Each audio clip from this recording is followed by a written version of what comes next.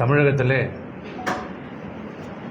திராவிட முன்னேற்ற கழகம் ஆட்சி பொறுப்பேற்ற இந்த 4.5 ஆண்டு காலத்தில் சட்டம் ஒழுங்கு சீரழிந்திருக்கிறது.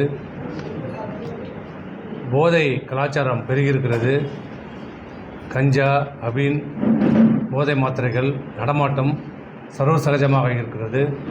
அதனால் குற்ற செயல்கள் அதிகமாக இருக்கிறது. குறிப்பாக பெண்களுக்கு தமிழகத்திலே இந்த ஆட்சியிலே பாதுகாப்பில்லை.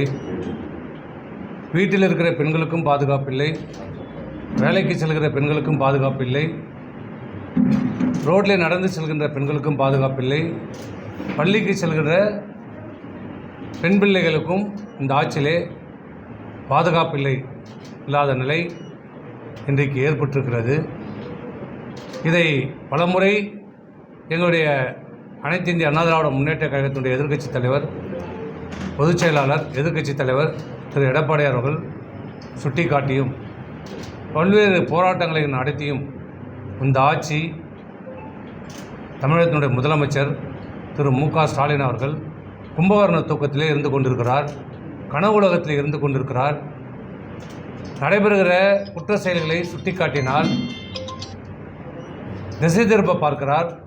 வேண்டுமென்றே எதிர்க்கட்சிகள் குற்றம் சாட்டுகிறார்கள், பொய்யான குற்றச்சாட்டுகளை சொல்கிறார்கள் என்று மடைமாற்ற பார்க்கிறார். ஆனால் தினந்தோறும் பத்திரிகைகளிலும் ஊடகங்களிலும் இந்த செய்திகளை நாம் பார்த்து கொண்டே இருக்கிறோம்.